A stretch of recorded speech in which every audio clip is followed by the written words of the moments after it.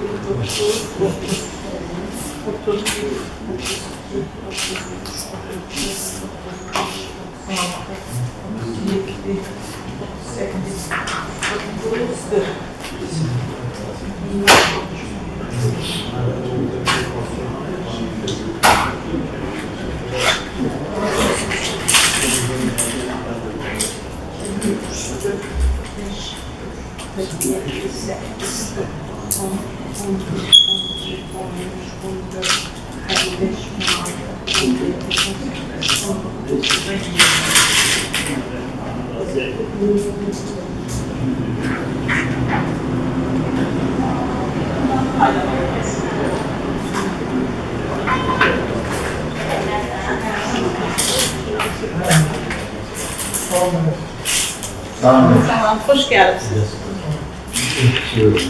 Aynen, bir de siz olacaksa bana bir sıfat verin. Sermeyecek.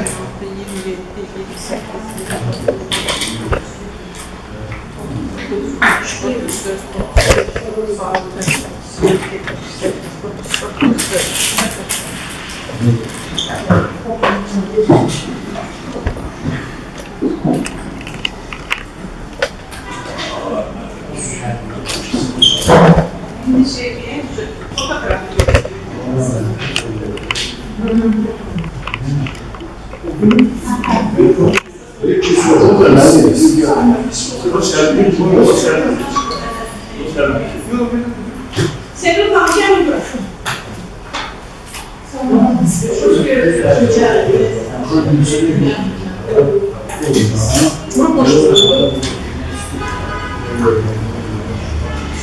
Hoş geldiniz.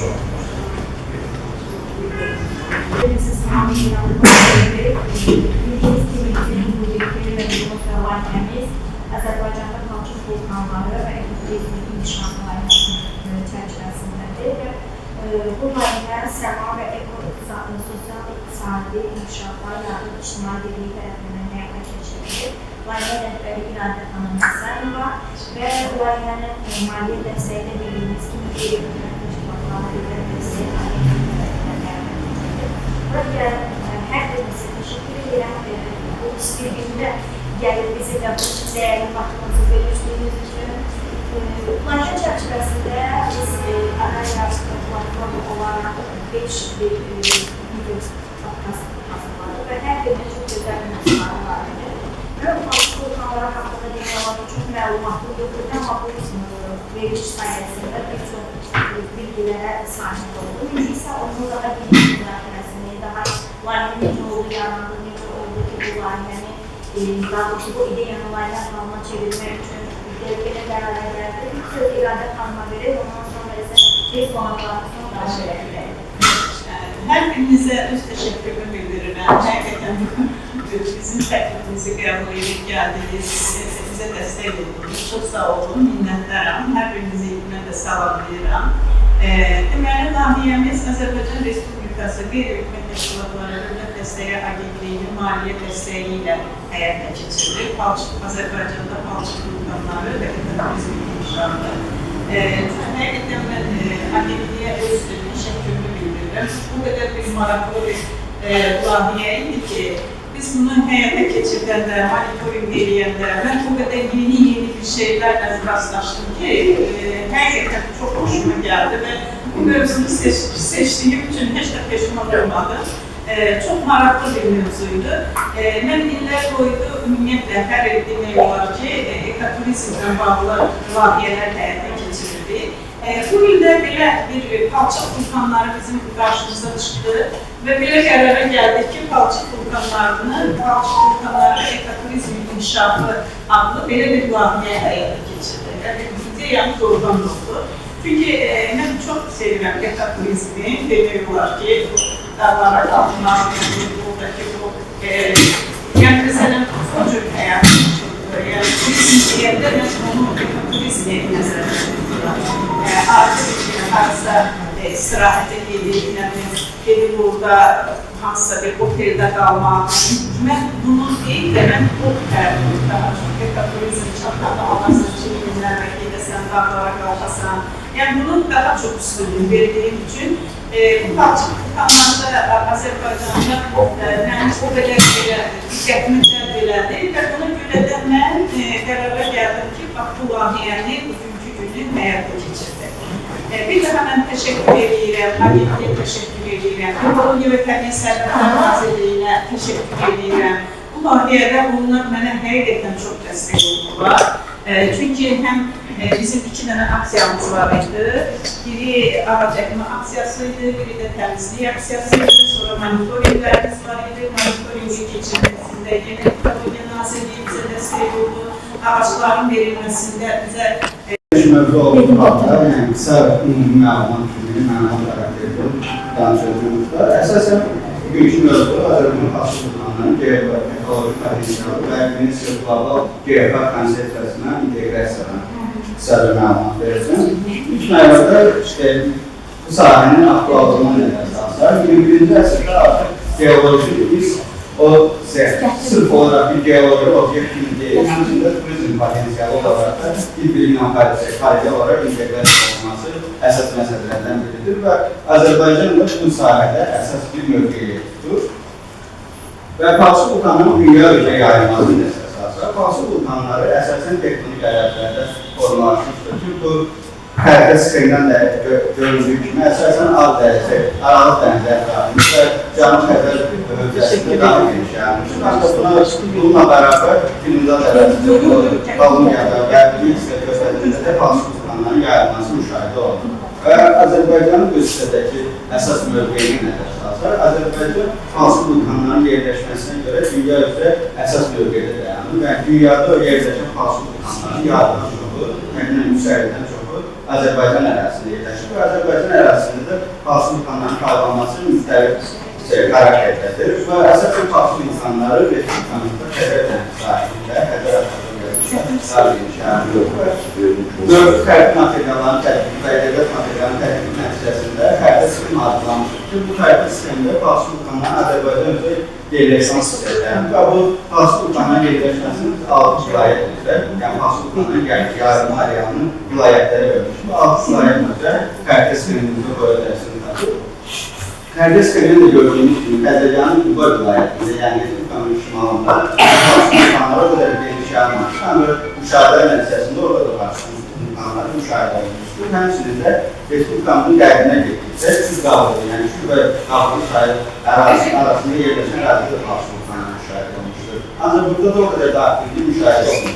Bizim əsas mövqeyimiz Xəzər dənizi və Bakı Xəzər dənizinin Azərbaycan geoloji əhəmiyyəti müəyyən olunmuşdur. Eyni zamanda palçıq vulkanlarının landşaft formalaşmasında rolu nədən ibarətdir, ondan sonra geofak meyalarına nə qədər uyğundur və hüquqi bazı və s. burada araşdırılmışdır ki, şunun müqəddəsələrini bağlı genişləndirir. Tədqiqatın vəzifəsi nədən ibarət edir? Biz tədqiqat zamanı ərazinin, yəni palçıq vulkanlarının əsaslı xəttini aparmaq, bundan sonra həmin ərazidə relyef xüsusiyyətlərini, nəticələrini və turizm bankoları potensialını təqdim və geofak meyalarını palçıq vulkanlarını müəyyən etmək bizim əsas məsələlərimizdən biridir. Və üroloji olaraq kosmik tədqiqat materiallarından burada aeroskal peyki təsvirlərindən, landsat peyki təsvirlərindən istifadə olmuşdur. Həmçində mövcud xəritə materialları və deyilə xəritələri ilə də biz tədqiqatımızı genişləndirmişik. O yuxarı qeyd etdiyim xəritənin daha geniş formada hissə-hissə, altı vilayət üzrə ekranda da daha geniş görünür ki, bayaq dediyimiz kimi palçıq vulkanları əsasən Bakı vilayəti, Abşeron vilayətində, sonra mərkəzi hissə getdikdə burada Şamaxı Qobustan istiqamətində palçıq vulkanları geniş yayılmışdır və Xəzər dənizinin Azərbaycanın düşən hissəsində daha geniş yayılmışdır. və palçıq vulkanlarının Azərbaycan üçün bu qədər əhəmiyyət kəsb etməsi, onu qorumaq üçün qarşıda, dövlət qarşısında mühüm məsələyə çevrilmiş və bununla əlaqədar olaraq 2011-ci ildə palçıq vulkanları dövlət təbiət qorumu yaradılmışdır ki, Qıbrıs palçıq vulkanı qeyd etdiyimiz 400-dən çox palçıq vulkanı arasında seçilmiş Qıbrıs palçıq vulkanı dövlət qorumunun sahəsinə daxil edilmişdir və bu Qıbrıs palçıq vulkanı isə Bakı və Abşeron rayon ərazilərində yerləşir ki, 22-si Bakı, 21-i isə Abşeron rayon ərazisində yerləşir. Və əsas tədqiqatımızın ikinci hissəsində biz palçıq vulkanları dövlət təbiət qorumunun daxil olan Qıbrıs palçıq vulkanının coğrafi yerlərin, koordinatlar vasitəsilə coğrafi yerlərin müəyyən edilmişdir və dem faydaları, yəni uzaqlı məsafə təsvirləri əsasında təhlillər aparılaraq yüksəklik modellərinin analiz nəticəsində belə yüksəkliklər əldə olunmuşdur ki, burada nəticədə əldə etmişik ki, palçıq vulkanları dövlət təbiət qorumununda əsasən 732 metr hündürlüyə qədər relyef müşahidə olunurdur ki, burada əsasən palçıq vulkanlarının daha çox intensiv yağıntı hissələrində hündürlüyü daha yüksək olur. Morfoloji xüsusiyyətlərində isə palçıq vulkanları, Azərbaycanda yerləşən palçıq vulkanları əsasən konusvari, dinbəz, ovalvari, dinbəzvari və yaylıvari olaraq əsasən 4 palçıq vulkanı morfoloji xüsusiyyətini özündə əks etdirir. Demək olar ki, bütün palçıq vulkanı morfoloji xüsusiyyətləri respublikamızda yerləşmişdir. Və palçıq vulkanının ekocoğrafi funksiyasını nəzərə salsaq, burada ilk formada landşaft formalaşmasında mühüm əhəmiyyət kəsb edir. Yəni, palçıq vulkanları püskürlükdə yenidən həmin ərazidə landşaft. Məsələn, bir teknolojisiyle Rusya, Azərbaycan işləmək olaraq Rusya Akademiyasının çox böyük alimləşməsi tərkibinin Azərbaycana gəliblər və burada geniş nəticə işlər yapıyorlar. Burada akademik Quliyev kimi, Apollo Quliyev kimi, Nikolay Baskaboy kimi çox tanınmış alimlərin elmi əsərləri var. Eyni zamanda həmin dövrdə kimyəvi elementlər üzərindən tərtib edən Dmitri Mendeleyev bu istiqamətdə çox böyük tədqiqat işləri var. Əsas mövzu nə idi? Bu palçıq vulkanlara niyə Bakı, Abşeron dünyasında hər gün çoxdur? Məsələn, dünyanın digər yerlərindən təsir edir. Və həmin o alimlərin gəldiyi nəticəni göstərir ki, palçıq vulkanlarının bu bölgədə olmasının əsas səbəbi neft və qazdır. Burada toplanan qaz yerin təxminən 15 kilometrdən dərin hissəsində baş verən tektonik dəyişikliklər, temperaturun artması, müxtəlif kimyəvi maddələrin parçalanması, qazın müxtəlif yerə toplanması, metan qazı toplanması və onun hərəkətə gətirməklə müxtəlif ərazilərimizdə dəfələrlə o vulkanlar başlayır. Və bu vulkanlar əsas yaranması, neftin özünün yaranması ilə bağlı var. Bu vulkanların çox böyük təsiri var. Hətta Dmitri Mendeleyev bununla bağlı geniş bir monografiya işi var ki, bu hissəni tədqiq edir. Bu vulkanlar həddindən artıq çox böyük bir təkamlar nəticəsində yaranır. Dediyimiz kimi, Azərbaycan, Avrasiya və Ərəbistan qitələr üzərində yerləşir və bu qitələr həddindən artıq aktivdir, seysmik, məsələn, Türkiyədə baş verən zəlzələlərə baxsaq, onlar həmin o qitələrdə yerləşir. Təxminən yerin 3000 kilometrdən dərinliyində sonra baş verən magma üzərində olan qitələrdir və bunların tez hərəkətləri baş verir. Və bu hərəkətlər nəticəsində müxtəlif tektonik hərəkətlər baş verir.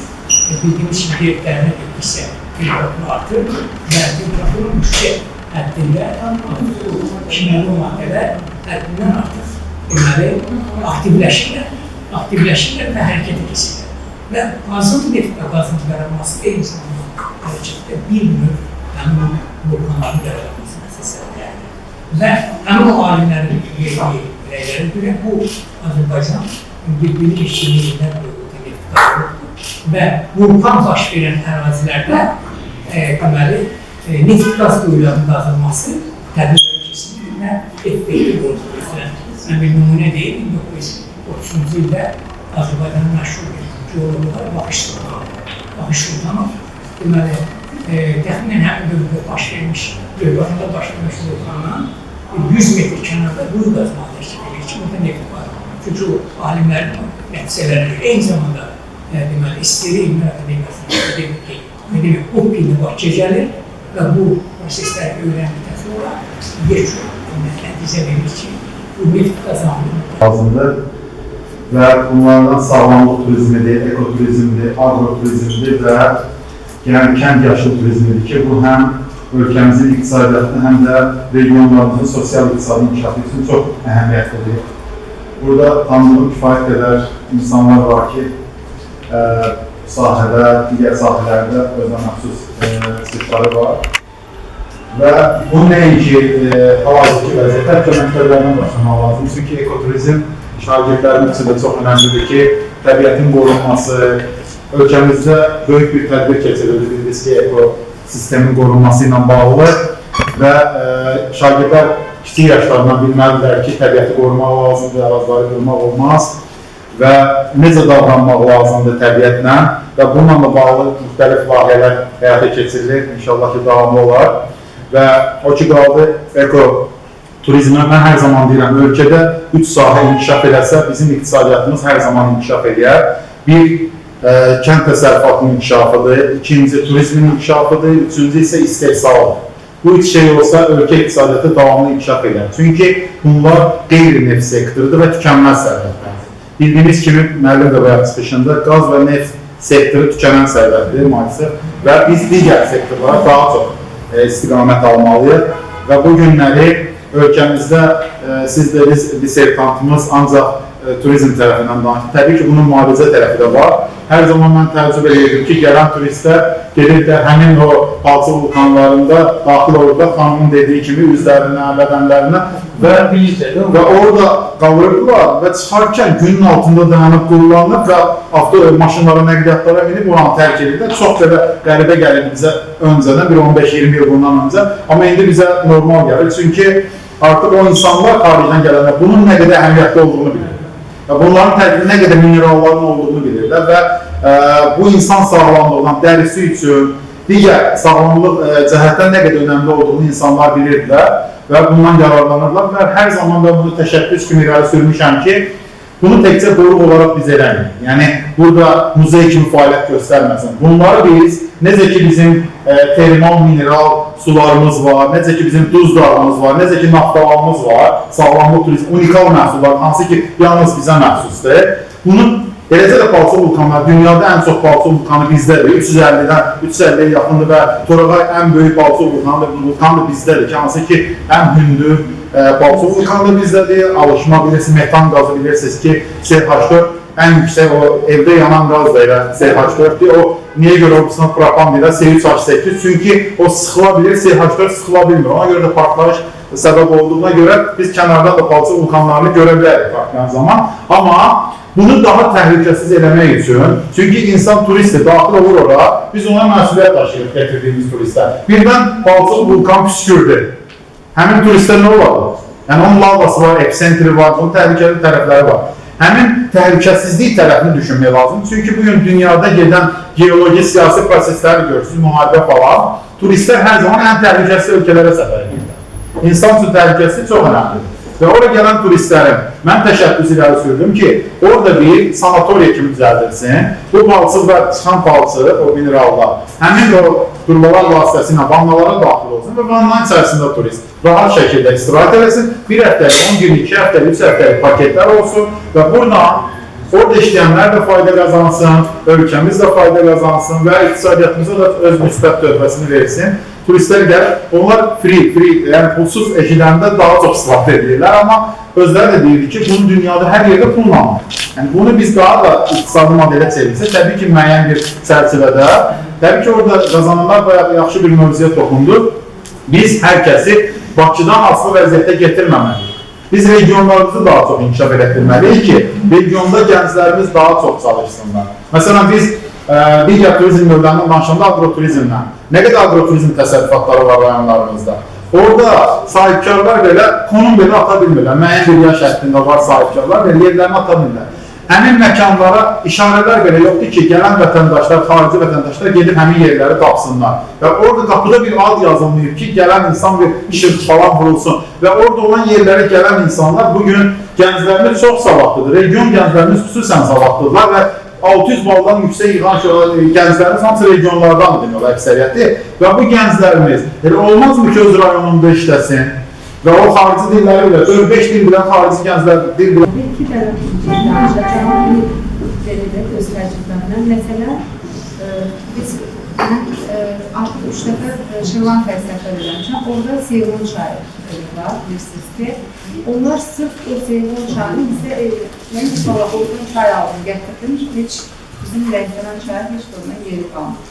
Amma onlar da Seyvon çayını fabrikada bir təqdimat verirlər, bir turist akını gəlirlər. Yəni çayla diskasiyalar, bizdə də onun getdiyini şahid görürəm, onu çox sevinirəm. Yaxınlarda məsələn Yaponiyada oldu, burada bilirsiniz ki, ən böyük insan Fuji dağı var. 365 günün 40 günü siz o dağı görə bilərsiniz. Yəni bizə nəsib oldu, biz o dağı görürük, bulutların arasında olur.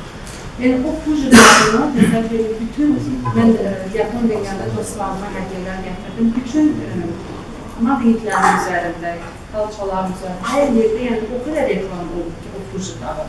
O qədər hamı ora gedir ki, onu görmək üçün. Bilirsiniz, onu reklam eləmək, düzgün reklam eləmək, təbliğ etməliyiz. Sonra orada var Sakura açması, ildə sizə bir həftə açır. O Sakura vaxtda turistlər o qədər axın edir gəlir ki, biletlər, qiyməti qalxır, otellər qalxır. Yəni, hər bir şeydən o qədər reklam edirlər göz ölkələrində. Təqdimat böyük bir şey var. Və mən də arzu edirəm ki, biz belə təqdimatlar edirik. Çox sağ olun ki, belə bir tədbirlər edirsiniz sizdə ki, bu turizm hərəkətlər çox dəstək olur. Çünki biz bilmədiyimiz şeyləri daha ekspertlərə öyrəndik. Bunu istər-istəməz gələcək nəslə, uşaqlarımıza ötürəcəyik. Mən də məsəl üçün çox maraqlı oldum. Bəzi nüanslar hansı ki, müəllim oldulardı. Mən bir də artıq getmək, onun başqa gözlə baxacaq. Birinci, sadə baxımız, artıq onun dərinliklərini biləndən sonra daha da maraq artır. Və təklif edirəm ki, bu layihələr, belə bir layihələr, tək palçıq vulkanları yox, necə digər sahələrdə əhatə eləsin və biz xarici ölkələrə bu potensialımızı daha gözəl təbliğ edə bilər. Bu palçıq vulkanları tək bizim, yəni, təbii irsimiz yox, bizim həqiqətən də potensial, ekoturizm potensial bir sahəsinə bizim və təşəkkür edirəm. Sağ olun, çok sağ olun. Teşekkür ederim. Mən bir şey əlavə eləmək istəyirdim. Doğrudan da, yəni bu palçıq vulkanlarının 5 dəfə çəkiliş elədik. Yəni hər bir çəkilişdə də mən yeni belə bəzi məlumatlar əldə elədim. Həm turizmlə bağlı, bizim xanım dediyi kimi, başqa bir bizim qonağımız da var idi, Vəfa xanım.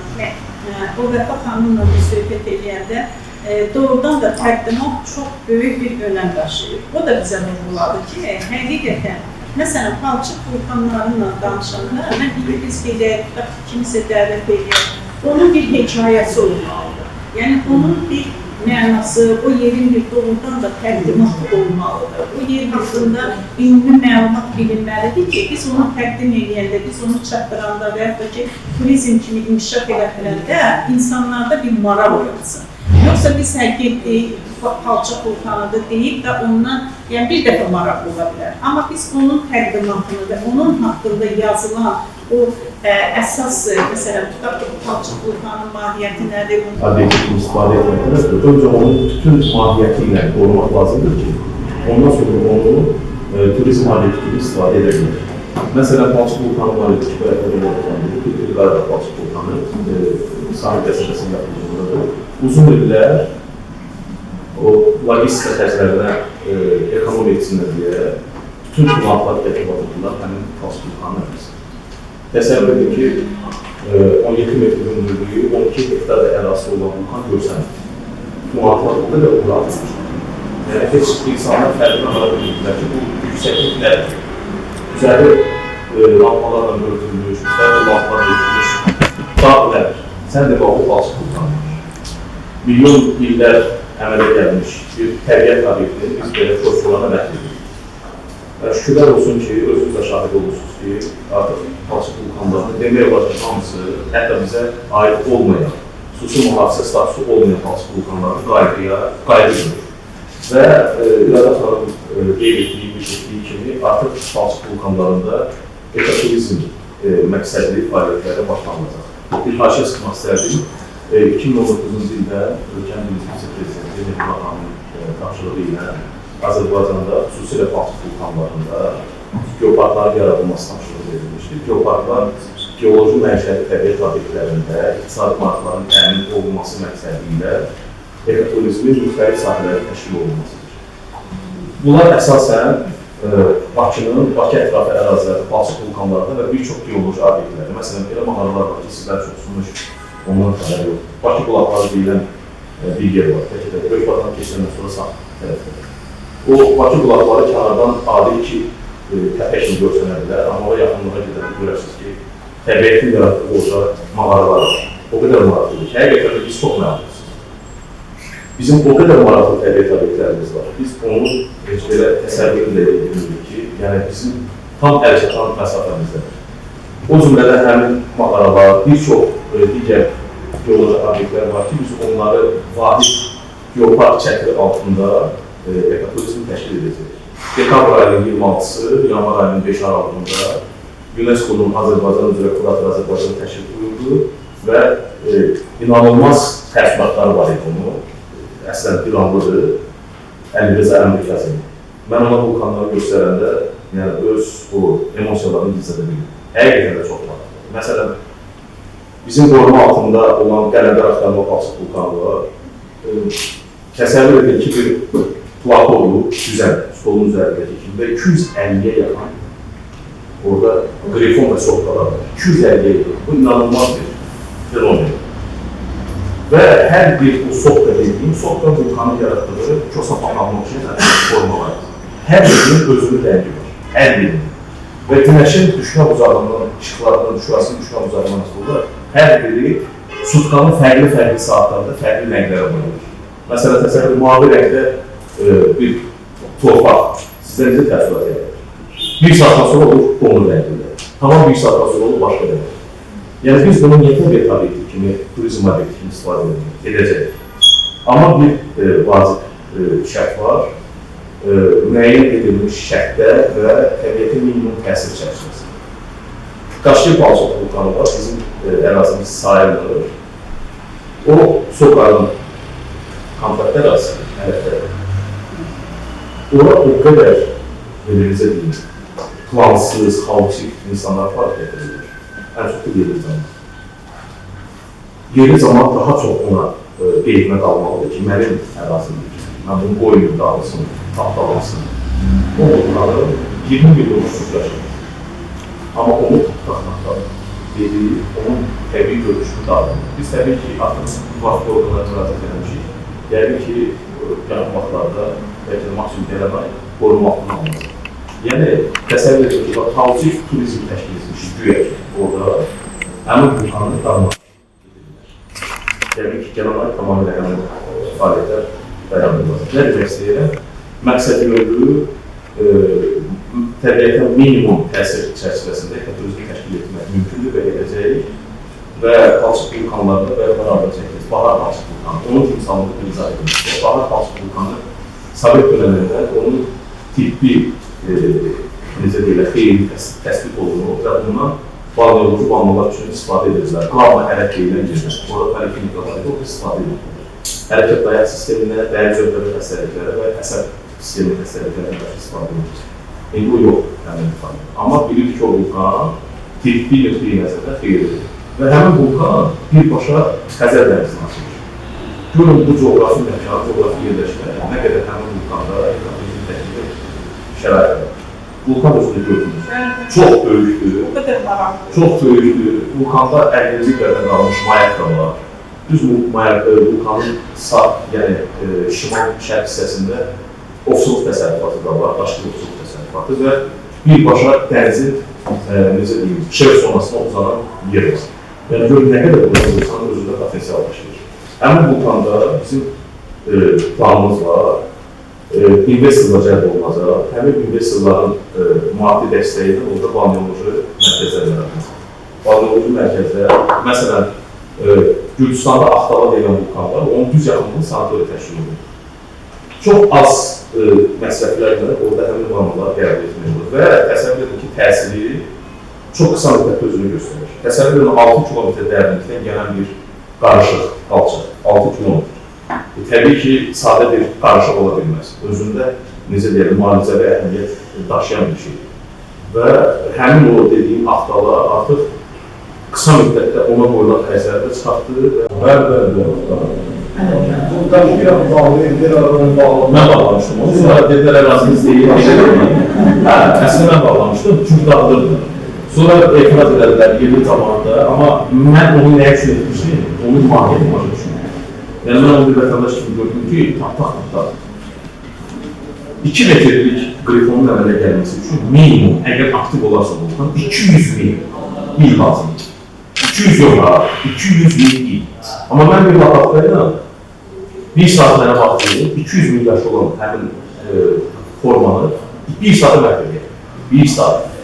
Yəni göz görə-görə, yəni mən gördüm ki, yerli zamanı, yəni belə protein danışmıyorum, amma mən onları qınayıram. Məsələn, əlbəttə mən əgər tutaq burada doğulmuşamsa, mənim dədə-babalarım orada qışlaqda qoyun otarıblarsa, həmin vulkan bir gün mənəvi olaraq mənimdir, düzdürmü? Mən kənardan gələn adama imkan vermədim. Sənətdə mənim olmasa da deyil, amma mənim dədə-babalarımın ayaq sizləri qaldı. Deyirəm ki, sənin haqqın yox onda. Amma təəssüf ki, özləri şərait yaratır. Həmin o sovet istehsalı olan o maşınları nəyə demək edirlər? Aslında sənin maşınının 1 milyon dənə sənə maşının mahiyyəti o, mənəvi mahiyyəti, bunun bir yaratdığı bir balaca formalara ona bərabərdir. Niyə qalırsa maşınlar? Çox problematik konfliktlər yaşadı, çox belə pis şəraitlər oldu, bu qədər bağladı buranı. Yəni siz görürsünüzlər, şlaqman qoyulmalı, amma sonradan hamısı oldu, bir gecə. Qoruq kimi fəaliyyət göstərsə yaxşı olar. Qoruq kimi. Yəni 25 kilometr Qobustana yox, o ələtə gedən olsa cəmaat yaxşı olar. Çalışar. Çıxışımızda bilirsiniz ki, fərqçilər bir cəmaatdan düşürük məsələ. Bizim cəmaatımızın bilinə daha önemli. Biz Tokat ərazisində evlətlərimiz çaylağın içindeyiz, çaylaq sahəsində. Biz daha müdərliyik. İçindən baxsa, daha qorxacağız. Mən istəyən adamların əlindən. Güven olarak. Biri də məndə sağdan qalmışdır. Bəli, çox təəssüf. Çox təəssüf. Yani bizde Azerbaycan'da bana söz var ki, su gelen artık bir de yani. Kim bilir ki evlenmişlerinde bir de vulkan bakmayacak? Kim garantiyası var? Ola geldiler ekmek icazı verir, evde tikirler, bir dolar tikirler, kim bilir? Çok aktual. Bir de bakmıyor. Aktual mövzuya toxunur. Seismoloji proseslər hətta Yaponiya, dünyanın bir növbəli ülkəsi. Yaponiya deyilər, onu proqnoz edə bilir. Azərbaycan tapılmaz. Amma bizim bəli, necə deyərlər, salahiyyətindən istifadə edən məmurlarda şərait yaradır ki, insanlar götürürlər, özləri yaradır. Əslində, bir başqa bir mövzudur. Mən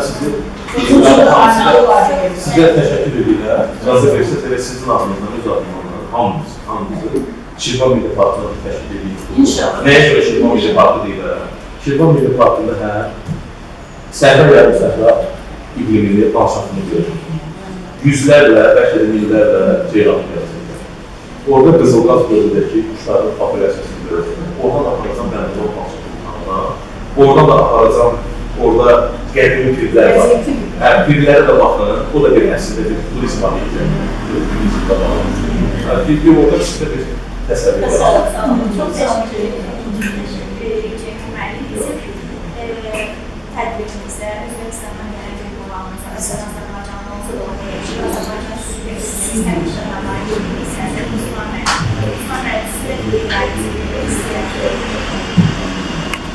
və tanıtmaq lazımdır. Biraz əvvəl turizmçilər də onu qeyd edərlər. Amma tanıtmaqla yanaşı qorumaq da lazımdır. Yəni tanıtmaq təkcə yetmir. Qorumaq da lazımdır, mənim qeyd elədiyi kimi. Nəticə etibarilə burada həm dövlət, həm qeyri-dövlət təşkilatlar, həm turizm, həm biraz əvvəl birinci şeylər Hayməlimin də görsətdiyi slaydda bir neçə aspektlər belə yanaşmalar var idi ki, və turizmçi mənim də orta məktəbdən dedi, çox gözəl olur. Mən deyərdim ki, orta məktəb yox, Bağçada Çünki Yaponiya biraz əvvəl deyildi də, orada hər şey daha çox Bağça dövründən başlayır. Bizim APEV olaraq Özbəkistanda gördüyümüz turizmin bizdən fərqini izah edəcəm. Özbəkistandakı turizm daha çox tarixi və mədəniyyət üzərində. Tarix və mənəvi və mədəniyyət üzərində. Çox təəssüflüsünə deyərdim ki, bu günlərimizdə belki inkişaf edir son dövrlər gəlmir, amma son 4-5 ilə görə deyirəm, standart turizm bizdə daha çox inkişaf edir. Amma çox gözəl olar ki, bu standart turizmin yanında ekoturizm özünü qabarıq şəkildə ön plana qoysun və bu günləri mən burada elə düşünə-düşünə, dinləyə-dinləyə ağlımdan belə keçdi ki, zaten Cənab Prezidentimizin də göstərdiyi bir istiqamət var. Türk dünyası bizim öz ailəmizdir. Mən təklif edərdim ki, əgər sizlərin də burada mən rəhbər qoydum, dövlət məmurlarınıza qeydlər var, digər elm adamları, iş adamlarımız var. Türk dünyasının ekoturizm marşrutu təşkil olunsun və bu Türk dünyasının ekoturizm marşrutuna alçıq vulkanlarımız mütləq şəkildə daxil edilsin. Elm adamlarının yanında demək üzərində düzgün olmazdı. Bəli, 350-400-ə yaxın Azərbaycanda bu günləri alçıq vulkanlar var ki, bu da dünyanın fəaliyyətdə olan alçıq vulkanların ən azı 50%-i 2000-ə qədər qartıb sayılır. Yəni, ən böyük aktiv vulkanlar, ən gündür aktiv vulkan. Müəllim rəhbəri coğrafiya olaraq əraziləri görsətdi. Bu gün daha çox bilinən, aktiv olaraq bilinən Azərbaycandır, İndoneziyadır, Pakistandır, Kolumbiyadır, Amerika'da, İran'da bunlardır. İran'da bir zəfərdir. Yəni, İran, bu gün Azərbaycana verilən bir niməti biz dövlət və sahibkarlar turizm olaraq əl-ələ bunu inkişaf etdirməliyik. Çünki təkcə bəzən dövlətin üzərinə qoyulan bir yük kimi görsülənə bilər, amma kifayət eləmir. Müəllimin dediyi xalq nümayəndələrimiz, iş adamlarımız, turizmçilərimiz və ziyalı insanlarımız birlikdə bunu ortaya qoya bilər ki, birlikdə inkişaf elətdirmək. Biz APEV olaraq əslində mən qonaq gəlmişəm, ayın sonuna qədər buradayam. Çox sevindim və maraqlı bir gözəl, dəyərli insanlarla həm də tanış olmuş oldum. Burada Azərbaycan ekoturizminə bağlı olaraq unikal bir mövzudur və sırf Azərbaycan coğrafiyası bu günləri Orta Asiya ilə Türkiyə arasında bir köprü olmaqla yanaşı, bu günləri mən son 2-3 ayda olan sadəcə bu təyyarə yolculuğundakı son 2-3 ayda gördüyüm gibi Çin'dən çox dəhşətli dərəcədə qonaqlar gəlir. Əvvəl Özbəkistana gəlirlər, Özbəkistandan sonra Azərbaycana gəlirlər. Son 3 ayda elə müşahidə edilmiş, şəxsi müşahidə edilmiş və bu günləri o turizmlə bağlı, bura gələnləri, turizmcilər müəllimin dediyi kimi onlara dəvət eləmək gözəl olardı. Niyə? Çünki standart turizmdən başqa ekskluzif və eko-turizm bu günləri siz başda da çıxışınızda daha cəlb edicidir. Mən hər kəsdən üzr istəyərək deyirəm ki, mən bu günləri standart turizmə qədər maraqlı deyil. Getdiyim bütün yerlərdə ancaq eko-turizmlər mənə maraqlıdır, agroturizmlər mənə maraqlıdır, daha cazib gəlir və daha öyrədicidir. Və eyni zamanda təbiətlə daha çox ünsiyyətdə olursan, bu günləri biz bu məsələni və müəllimin təkliflə yola təşəkkürünü bilmirəm, mən burada olaraqsa xatırlanabilirsək. Amma mən özüm əslən Biləsuvarda doğulmuşam və illərcə yolu gəlib getmişik. Bəlkə minlərcə dəfə Şirvan Barın qarşısından keçib getmişik. Diqqətli olaraq cəlb edərik. Düzdür, o yol üzərindən bəzən görür ceyranlar uzaqdan. Amma çox maraqlı təklifdir və bilmirəm, bəlkə də mən ömrümdə heç vaxt gedib uçağının gözlərini o şəkildə görmürəm. Flamingoları dediniz, biraz da heyrətləndik. Yəni, bu flamingo bizim Afrikada bildiyimiz flamingo.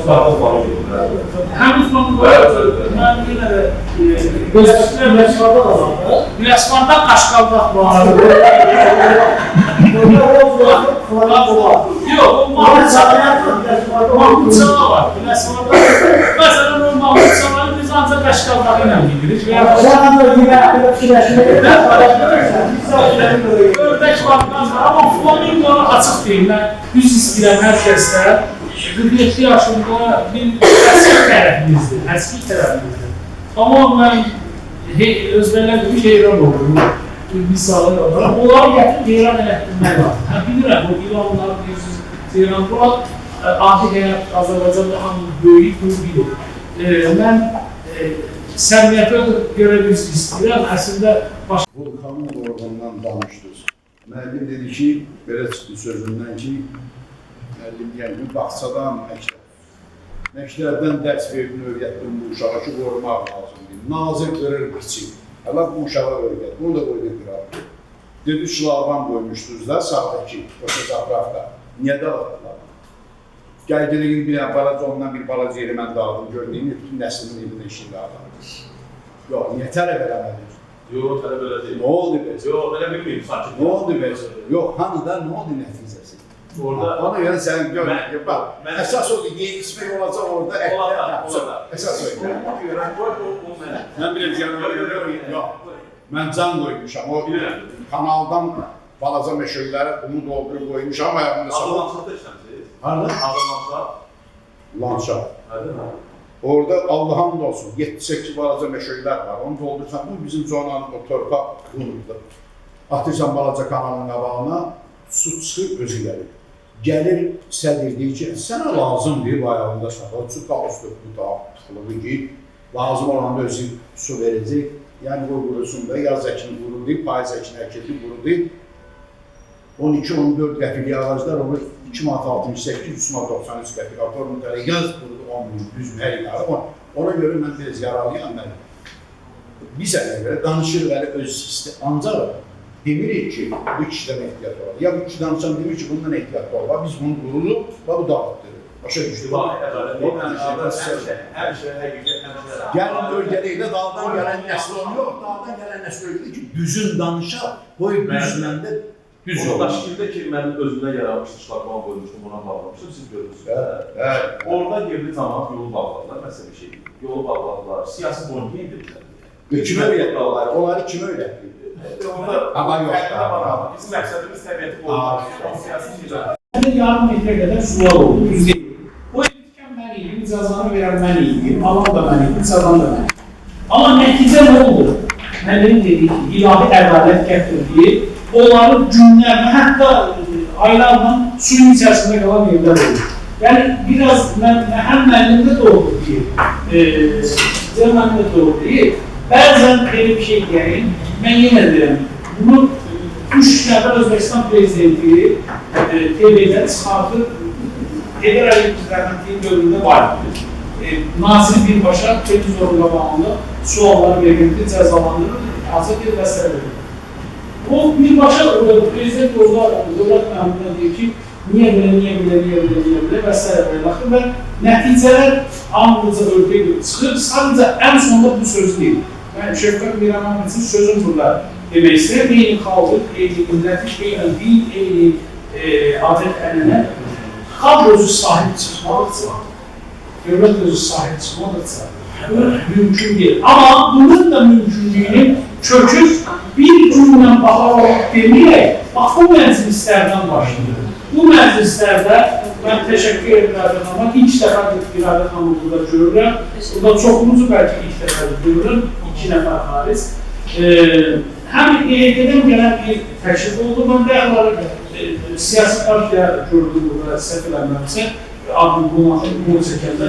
Siyasi partiya var burada, dövlət məmuru var burada, qeydi var burada, turizmçi var burada. Mən investor olaraq xaricdən gəlmişəm, bəlkə də elm xadimləri var burada. Yəni, cüz birlikdədir. Bu cüz birliyini bir gün siz, bir gün mən, bir gün başqa bir hələsi o baba-baba olar misalı var. Yəni, gücü çatıb şlaqbam qoyulur. Amma ən azından şlaqbamdan sonra da havası nedirsə bir toçka qoyub da diqqət edib də toxunmadık da özüm olmasa da sabah mən direktor olsam mən onu bərpa edəcəm, müəllimin istiqaməti.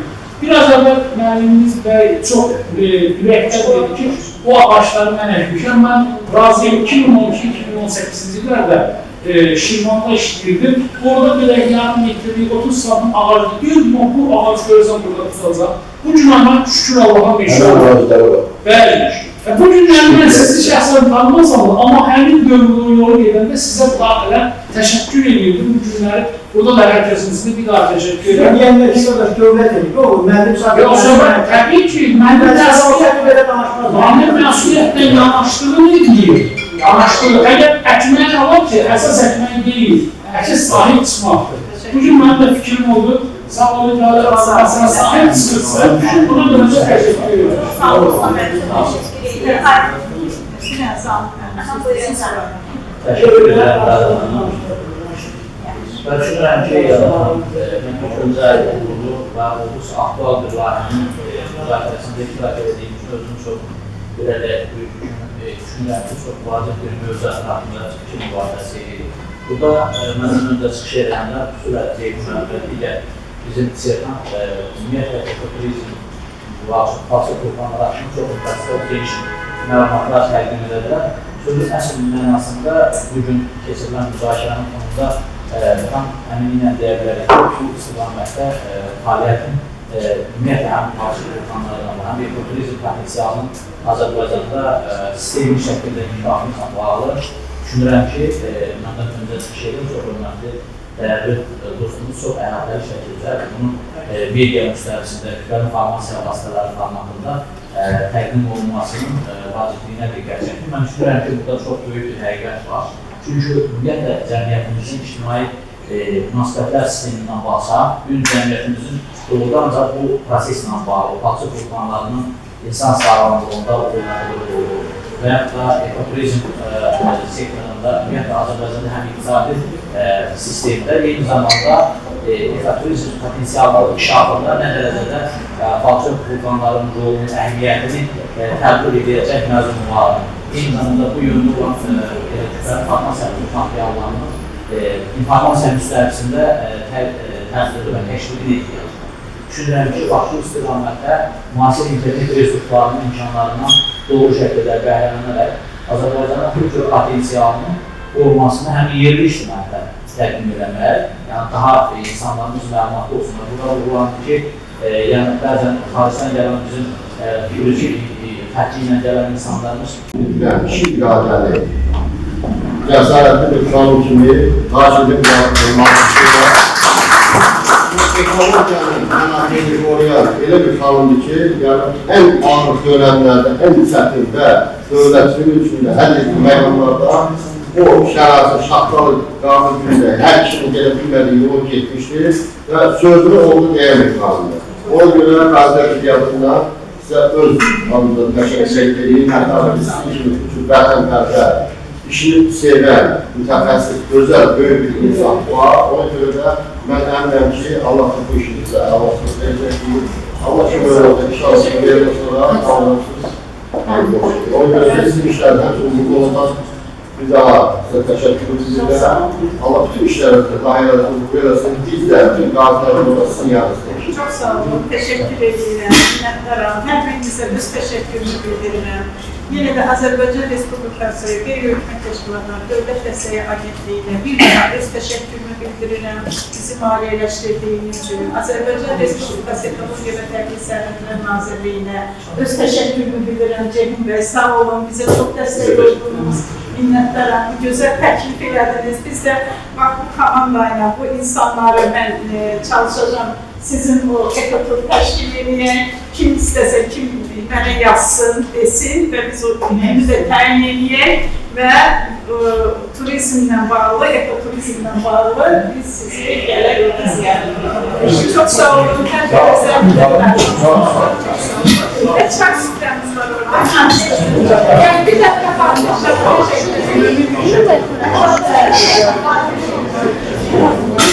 Ben orayı görmeyi istiyorum.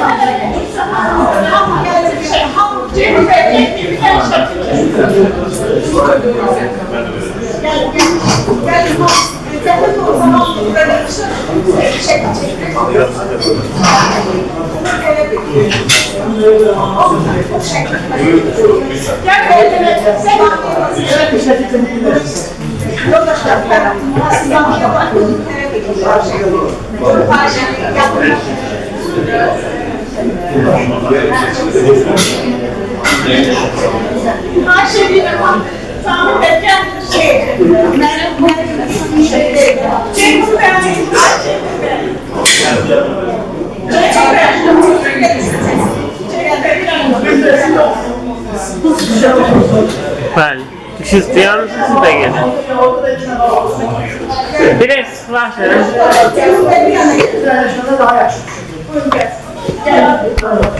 Bir var da sıxlaşın.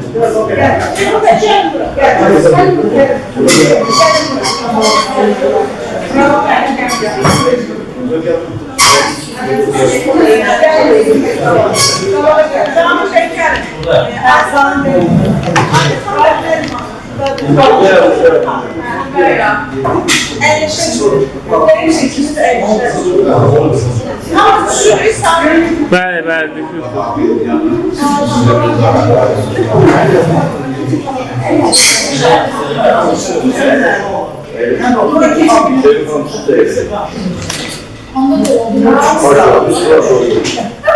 Ama düşürü kalır.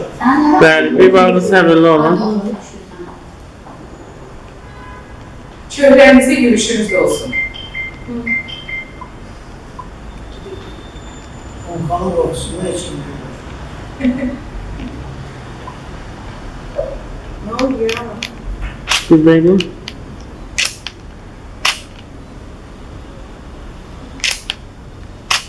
Getireyim.